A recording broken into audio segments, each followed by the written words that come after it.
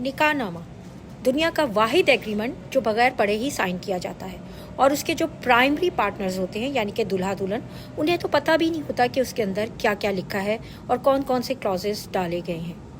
दुल्हन का एक लंबा सा घूंघट निकाल के उस निकाह नामे पर उससे साइन करा लिए जाते हैं और दूल्हे को तो कोई फिक्र ही नहीं होती, क्योंकि उसको पता होता है कि बॉल तो हमेशा उसकी कोर्ट में ही रहेगी और डोमिनेशन उसकी ही रहेगी, चाहे हालात जैसे भी हों। कभी हमने दुनिया का कोई भी एग्रीमेंट बगैर पढ़े साइन किया है? हर एग्रीमेंट को साइन करने से पहले हम 10 बार पढ़ते हैं और ये एग्रीमेंट जिसके ऊपर हमारी पूरी लाइफ जो है वो डिपेंड करती है, उसको बगैर पढ़े ही साइन कर देते हैं।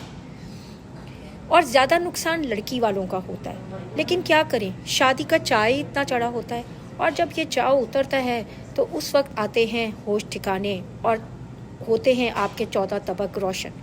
शादी बिल्कुल जुए की तरह है, हार जीत दोनों का खदशा रहता है, इसलिए अपने हाथ पांव मजबूत करने ज़रूरी हैं, ख़ास तौर पे लड़कियों को।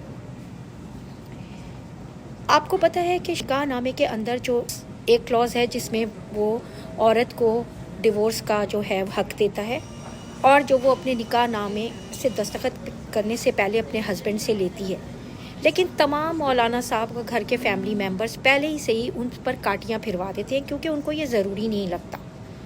औरत के पास खुला का हक होता है, लेकिन आपको पता है कि वो कितना पेनफुल जो है प्रोसीजर है, औरत किस किस तरह एक्सप्लॉइट होती है एक खुला लेने के लिए।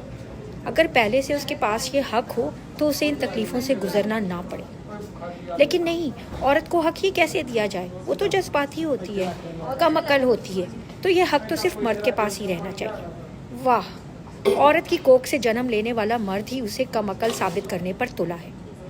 तो लड़कियों, प्लीज़ अपने आप को मजबूत बनाओ। सबसे पहले अच्छी एजुकेशन लो, क्योंकि कुछ भी हालात हो सकते हैं शादी के बाद। और प्लीज़ निकाह नामे पे दस्तखत करने से पहले उसी अच्छे तरह से ज़रूर पढ़ लो और अपने तमाम हकूक़ को जो है महफूज करो। राइट?